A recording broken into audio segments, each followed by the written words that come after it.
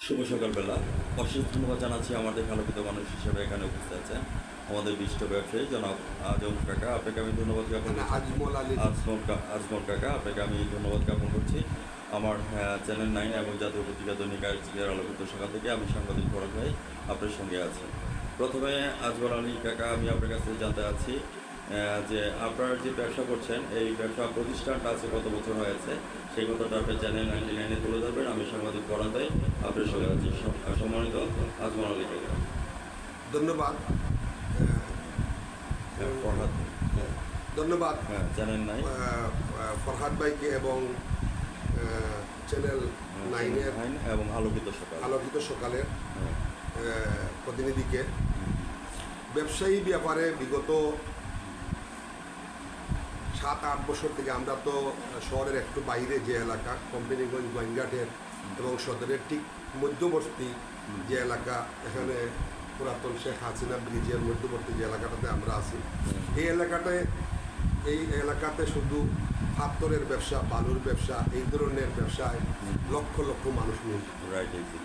গত 4-5 বছর যাবৎ আমরা জানি না, আমি প্রবাসী মানুষ, বিদেশে ছিলাম। বিদেশ থেকে আসার পরে 3 বছর দেশে হয়েছে। এরপরে কিছুদিন আগে আমি কানাডা আমার বাচ্চা লেখাপড়া করে চলে গেছিলাম।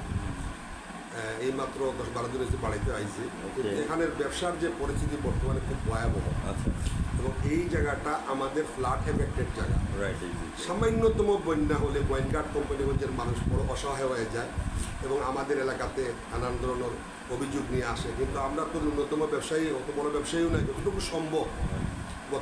বিগত বড় বন্যা হয়, তখন এই বন্যাতে আমার এখানে ফ্ল্যাট বাড়ির ব্যবসা আছে তোরা ছোটো মোটো, আমি সবটি ফ্ল্যাট দুর্গত মানুষের জন্য করে দিয়েছিলাম এবং যতটুকু সম্ভব আমার পক্ষ থেকে তাদের খানির ব্যবস্থা জন্য করছিলাম।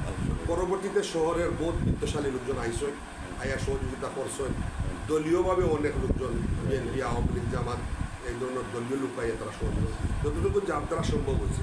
তবে এই এলাকার যে ব্যবসার ব্যাপারে আমি বর্তমান যে তত্ত্বাবধায়ক সরকারের কাছে আকুল আবেদন করব যে এই 3 উপজেলার মানুষ বর্তমানে অত্যন্ত অসহায়। বর্তমান সরকার যদি একটু সহযোগিতা করিয়া এই যে পাথর বালুর যে ব্যবসাটা আছে যদি একটু সহনশীল করিয়ে দেওয়া যায়, তাইলে এই অল্প 3 থানার মানুষ বড়ই উপকৃত হইব। বিগত বন্যায় মানুষের পিঠ দেওয়ালের সাথে লেগে গেছে, মানুষ বড়ই অসহায়। আমি অত্যন্ত বিনয়ভাবে বর্তমান তত্ত্বাবধায়ক সরকারকে একজন ছোট ব্যবসায়ী হিসাবে, প্রবাসী হিসাবে জানাইব যে এই এলাকাতে একটু দৃষ্টি আকর্ষণ করার জন্য। এই এলাকার মানুষ খুবই অসহায়, খুবই গরিব মানুষ, দিনে আনে দিনে খায়। এখন ব্যবসা নাই, ট্রাক বন্ধ, গাড়ি বন্ধ, সিএনজি বন্ধ। যেহেতু ব্যবসা নাই, এখানে কিচ্ছু নেই। গোয়েনঘাট সদরের এই গোলাগঞ্জের কোম্পানিগঞ্জের এই ব্যবসাটা করে দেওয়ার জন্য তত্ত্বাবধায়ক সরকারকে আমি আকুল আবেদন জানাই। ধন্যবাদ আজম আলী কাকা, আপনাকে অশেষ ধন্যবাদ জ্ঞাপন করছি। আমরা বর্তমান কেয়ারটেকার সরকারের দৃষ্টি আকর্ষণ চাচ্ছি যে আমাদের এই যে কোয়ারিগুলি যাতে খুলে দেওয়া হয়, আর না হয় এই যে যারা শ্রমজীবী আছেন, যারা প্যাডেল মেরে 500 টাকা পাচ্ছে, শ্রম পাচ্ছেন, এই জিনিসটা থেকে তারা বঞ্চিত হচ্ছে। এবং ব্যবসা বাণিজ্য যদি সামনের দিকে যদি না হয়, তাহলে আজকে আমরা পদ্মা সেতু করেছি, আজকে কর্ণফুলী টানেল করেছি, যে কোনো একটা জিনিস করেছি আপনাদের ভ্যাট এবং ট্যাক্সের টাকা দিয়ে করেছি। তো এখন বর্তমান সরকার, কেয়ারটেকার সরকারের দৃষ্টি আকর্ষণ করছি আপনাদের দিকে যাতে সদয় একটা করে। আর যেই ড্যামেজটা হয়ে আছে ফ্লাড অফ কস্ট, এই ফ্লাড অফ কস্ট যাতে অদূর ভবিষ্যতে যাতে ট্যাকেল দিতে পারি, আমরা সাংবাদিক জাতির বিবেক এবং জাতির দর্পণ হয়ে কাজ করছি। আপনাকে আপনি মূল পয়েন্টটা তুলে ধরার জন্য আপনাকে অশেষ ধন্যবাদ। পরবর্তীতে আমাকে বলতে হবে যে পাশ্চাত্য দার্শনিক রাস্কিন করিয়াছেন এই পৃথিবীতে মানুষের 3টি কর্তব্য রয়েছে। একটা হচ্ছে ডিউটি টুয়ার্ডস গড, তুমি তোমার আল্লাহর হুকুম মেনে চলো। ডিউটি টুয়ার্ডস প্যারেন্টস, তুমি তোমার পিতামাতার হুকুম মেনে চলো। সম্রাট নেপোলিয়ন বলেছেন, তুমি আমাকে একটা শিক্ষিত মা দাও, আমি তোমাকে একটি শিক্ষিত জাতি দেবো। আজম আলী কাকা, আপনাকে আমি ধন্যবাদ জ্ঞাপন করছি আমার টেবিল টক শোর মাধ্যমে। আপনি যে মানব সেবা করে যাচ্ছেন, আপনাকে অশেষ ধন্যবাদ। আমি আরেকটি কথা বলতে হয় যে বিগত আমলে দলীয়করণের কারণে নিম্নবিত্ত যে লোকগুলো আসলো, আমরা হয়তো প্রবাসী, আমাদের মোটামুটি চলে যায়, বাচ্চা কাচ্চা বিদেশে, আত্মীয়জন বিদেশে, সিলেটে কিছু মানুষ প্রবাসী থাকার কারণে এই দুঃখগুলা বোঝা যায় না। আমরা যখন কোনো বিপদ হয়, আসলে আমরা কিন্তু সমাজের মধ্যে দল মত নির্বিশেষে সিলেটের মানুষ কিন্তু সহযোগিতা করে। রাইট, এই জন্য সিলেটের দুর্ভিক্ষটা সহজে বোঝা যায় না। বোঝা যায় না। তো আমি সরকারের কাছে আকুল আবেদন করবো বর্তমান কেয়ারটেকার গভর্নমেন্টের কাছে হ্যাঁ।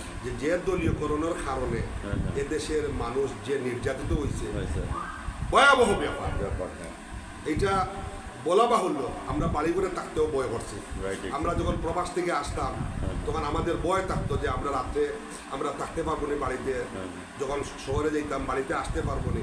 শুধুমাত্র এই দেশের পরিস্থিতির কারণে আমার 5টা বাচ্চা, আমি দুবাইতে দীর্ঘদিন ছিলাম, দেশে আসার পরে তখন দেখলাম সন্ত্রাস চাঁদাবাজি, তখন আমার মান সম্মানের ভয়ে আমার 2টা মেয়ে এবং 3টা ছেলেকে আমি প্রথমে ইংল্যান্ডে সুযোগ ছিল, লেখাপড়া করেছিলাম, পরে তারা বললো আব্বা আমরা এই বাংলাদেশে থাকবো না।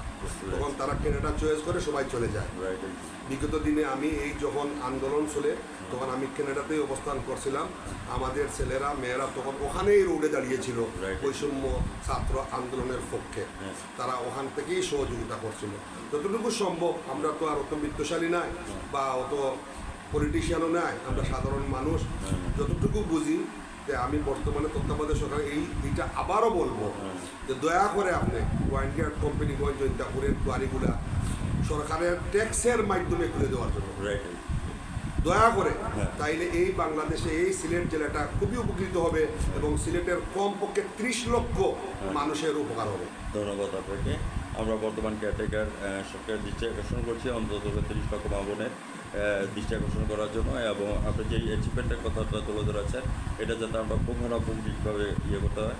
আর না হলে আমরা সাংবাদিক যারা আছি, সাংবাদিক হচ্ছে জাতির বিবেক এবং জাতির দর্পণ, থাকবো না বদ্ধ করে দেখবো এবার জগৎটাকে কেমন করে ঘুরছে মানুষ যুগান্তরের ঘূর্ণিপাকে, দেশ হতে দেশান্তরে। আমি কি দেখার কথা কি দেখছি, কি শোনার কথা কি শুনছি। 57 বছর পরও আমি স্বাধীনতাকে ঘুরছি। এই যে আজকে আমরা লাল সবুজের পতাকা নিয়ে আমাদের দামাল ছেলেরা এবং আমরা সাংবাদিকরা যতটুকু করতে পেরেছি, আমি সাংবাদিক হিসাবে আমার কথাটা বাদে দিলাম, অন্যান্য সাংবাদিকরা যারা আছেন এবং মনে করেন যে তৃণমূল থেকে শুরু করে আপন পর্যায়ে আজকে যে ছাত্র সমাজ যেইভাবে একটা গণজাগরণ সৃষ্টি করে যে আমাদের কেয়ারটেকার সরকার নিয়ে আসছে, তো সেই সম্পর্কে আপনার ওপিনিয়নটা একটু তুলে ধরবেন। আমরা আবার দ্বিতীয়বার স্বাধীনতা পেয়েছি। এই বৈষম্য বিরোধী যে আমাদের কলিজার সন্তানরা যে আত্মত্যাগ দিল, যখনই টিভির পাতা খুলি, অনলাইনের পাতা খুলি, ইউটিউব দেখি, কি বলবো, বাবা হিসাবে, পিতা হিসাবে, গার্জেন হিসাবে খুবই কষ্ট হয়। চোখের মধ্যে অসহ্য চলে আসে। এই ছেলে তো আমার ছেলে হতে পারতো, যদি আজকে আমার 3টা ছেলে আমি কানাডাতে লেখাপড়ার জন্য না দিতাম। ওরা বলতেছিল আমাকে, আমি তখন কানাডাতেই ছিলাম, যে আব্বা আপনি আমাকে ঘরে ঠেকাই রাখতে পারতেন, আমি চলে যেতাম। খুবই কষ্ট হয়। এই যে আমাদের কলেজার টুকরা সন্তান, ছেলে মেয়ে মারা গেল, অনেক নিরীহ পথচারী, অনেক নিরীহ কর্মচারী, পা ভেঙে গেছে, হাত ভেঙে গেছে, মাথার ঢিলু উড়ে গেছে। আপনারা বাংলাদেশের প্রবাসী যারা আছেন, আমিও একজন প্রবাসী, আমার সন্তান প্রবাসে থাকে, আপনারা এই যুদ্ধে অনেক সহযোগিতা করেছেন। আপনাদের কাছে আমার আকুল আবেদন থাকবো। আমি কিছুক্ষণ আগে সংবাদে শুনলাম যে একটা সাহায্যের ফাউন্ডেশন করা হচ্ছে পুরো বাংলাদেশে এই বৈষম্য বিরোধী ছাত্র আন্দোলনের সাথে যারা জড়িত ছিল, সাংবাদিক, মিডিয়া এবং বৈষম্য ছাত্ররা, তাদের জন্য কিছু ডোনেশন বিশ্ব থেকে আসবে। এটা যেন সহজভাবে, সরলভাবে এবং তৃণমূলভাবে এটা যেন বন্টন করা হয়। যার 10,000 টাকার দরকার তাকে যেন 10,000 টাকা দেওয়া হয়, যার 50,000 টাকার দরকার তার জন্য 50,000 টাকা দেওয়া হয়। এই জন্য ডালাওভাবে 10,000 টাকা দিলে হবে না। অনেকের প্রয়োজন নাই, অনেক দলিত ছেলে আছে, তার প্রয়োজন নাই, তাকে দেওয়ার দরকার নাই, তাহলে তো আবার বৈষম্য চলে আসবে। এটা আমরা চাই না বাংলাদেশে। আর আমাদের সন্তান আর রাস্তার মধ্যে মরুকরা, আমরা মরতে চাই না, আমরা বাঁচতে চাই, আমরা স্বাধীনতা চাই, আমরা স্বাধীনভাবে বলতে চাই। একজন গরিবের ছেলেও কথা বলতে পারবে, একজন মন্ত্রীর ছেলেও কথা বলতে পারবে, এটা আমরা চাই। দীর্ঘ 3 মাস কানাডা থেকে আসলাম, তাদের রুল রেগুলেশন, তাদের কথাবার্তা দেখলে মনে হয় একটা স্বর্গে চলে এসেছে। আর যখন বাংলাদেশে আসে প্রত্যাবর্তন করি তখন মনে হয় দুর্যোগে চলে এসেছে। এটা যেন না হয়, এটা থেকে যেন আমরা বেরিয়ে আসতে পারি। আমাদের ছেলেপেলে অনেক বিশ্বে অনেক ভালো ভালো কাজ করতেছে, দেখে আসলাম, ওরা পৃথিবী ঘোরার সুযোগ হয়েছিল। তো এই ছেলেপেলেকে যদি দেশে এনে তাদেরকে সঠিক কাজ দেওয়া হয়, আমি আল্লাহর কসম করে বলতেছি বাংলাদেশ 20 বছরে সিঙ্গাপুর হয়ে যাবে, ইনশাআল্লাহ। 20 বছরে সিঙ্গাপুর হয়ে যাবে। এত মেধা আমাদের ছেলেদের মধ্যে, মেয়েদের মধ্যে বহির্বিশ্বে আছে। আমি সুযোগ হয়েছিল এক পিতা হিসাবে আমার বাচ্চা কাচ্চা লন্ডন এবং কানাডাতে লেখাপড়া সুযোগে আমার দেখা সুযোগ, আমি অত শিক্ষিত লোক নাই, এত বড় ব্যবসায়ীও নাই। অনেকদিন আগে মিডিল ইস্টে চলে গেছিলাম, অত্যন্ত পরিশ্রম করে কিছু সহযোগিতা পেয়েছিলাম, একটা আরবির মাধ্যমে কিছু রোজগার করতে পেরেছি বিদায় কমপক্ষে 60 থেকে 500 লোক আমি মিডিল ইস্টে নিয়ে গেছিলাম। এই রেমিটেন্সটুকু বাংলাদেশ গভর্নমেন্টে পেয়েছিল বিগত 30টি বছর। আর এখন ছেলেমেয়েরা আছে ওখানে, ওরা পাঠাবে। তো আমি সবাইকে বলবো যে আমাদের যারা আহত নিহত হয়েছে তাদেরকে সহযোগিতা করার জন্য আমি একজন যতটুকু তৌফিক ফাউন্ডেশন আসলে আমার ছেলেদেরকে বলবো তারাও পাঠাবে। ভিউয়ার্স, আমরা অনেকক্ষণ যাবৎ আমরা একজন বিশিষ্ট সমাজসেবকের কথা পদধ্বনি করে ধরেছি। ওনার সম্পর্কে যদি বলতে হয় তাহলে আমি বলবো, কুমড়ো ফুলে ফুলে নয়ে পড়েছে লতাটা, সজনে ডাঁটায় ভরে গেছে গাছটা, আর আমি ডালের বড়ি শুকিয়ে রেখেছি। খোকা, তুই কবে আসবি, কবে ছুটি? চিঠিটা তার পকেটেই ছিল, ছেঁড়া আর রক্তে ভেজা। মাগো, ওরা বলে তোমার কোলে শুয়ে গল্প শুনতে দেবে না। বলো মা, তা কি হয়? তাই তো আমার আসতে দেরি হচ্ছে। তোমার জন্য নারিকেলের চিড়ে কেটে উর্কি থানের মূর্তি সেজে এটা সেটা আরও কত কি। তার খোকা যে বাড়ি ফিরবে ঝাপসো চোখে, মাথা কায় উঠোনে উঠোনে, যেখানে খোকার সব শকুনিরা ব্যবচ্ছেদ করে। বিশিষ্ট ব্যবসায়ী এবং সমাজসেবক হিসাবে আলী আজম খাঁ আপনাকে আমার দেখা একজন কিংবদন্তি হিসাবে আবু জাফর ওবায়দুল্লাহ লিখা কোনো এক মাকে কবিতাটি আপনি যেভাবে কথাটা তুলে ধরেছেন, আপনার জন্য আমি উৎসর্গ করে দিয়ে গেলাম। সেই প্রত্যাশা নিয়ে ছোট্ট একটি কথা বলতে হয়, যখন আমি মিডিল ইস্টে ছিলাম, মহান আল্লাহ পাকের মেহরবানিতে আমার কাজের বিনিময়ে কিছু টাকা পয়সা আসার যখন সুযোগ হয় আমার কাছে, তখন আমি দেশের মাটিতে মসজিদ, মাদ্রাসা, প্রাইমারি স্কুল অনেক সহযোগিতা করেছি। আমার গ্রামের পাশেই রঙিটোলা করে একটা গ্রাম আছে, একটা প্রাইমারি স্কুল আমি আমার টাকা দিয়ে বানিয়ে দিয়েছি। কিন্তু এই স্কুলটা এখনও পর্যন্ত সরকারিকরণ হয় নাই।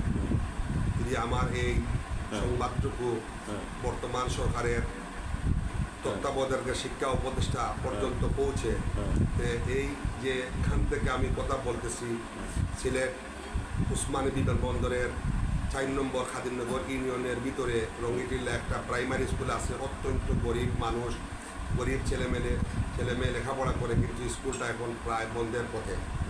যদি কোনো বিদ্যমান বা প্রশাসনিক লোকজন এই সংবাদটুকু শোনেন, এই স্কুলটার দিকে আগিয়ে আসার জন্য আমি বিনীতভাবে অনুরোধ জানাইলাম। ধন্যবাদ আপনাকে। ভিউয়ার্স, আজ আপনার 15 মিনিটে আমাদের বিশিষ্ট সমাজসেবক আলী আজম সাহেবের সাক্ষাৎকারটি আপনারা আজ রাত 9টা 15 মিনিটে সরাসরি আমাদের টিভি চ্যানেলে দেখে নেবেন এবং চ্যানেল 99 সঙ্গে থাকবেন। এবং জাতীয় পত্রিকা দৈনিক আছে আলোকিত সকাল থেকে আমি সাংবাদিক ফরাদ ভাই বিদায় রেখাটা টানছি। একজন যুদ্ধ অবসান ঘটানোর কারণে আজকে আমরা সাংবাদিকরা যতটুকু করতে পেরেছি, জানি না কতটুকু করতে পেরেছি। আমি আমার এই দুঃসময়টুকুর মধ্যে আমি আমার পড়াকে হারিয়েছি। তারপরেও আমি বলবো, বলবীর বল উন্নত মামসী শিরিনে হারি অনত শির ওই শিকর ইমাতি। আপনারা আমাদেরকে যে উৎসুদ্দীপনা দিচ্ছেন, যে সমস্ত প্রণোদনার কথা বলছেন, আমরা আপনাদের পাশে আছি। সারা জীবন আমরা লাল সবুজের পতাকা নিয়ে আমাদের মাতৃভূমি বাংলাদেশকে তুলে ধরব। ধন্যবাদ আপনাকে, ধন্যবাদ এখানে যারা উপস্থিত আছে, ধন্যবাদ। আসসালামু আলাইকুম।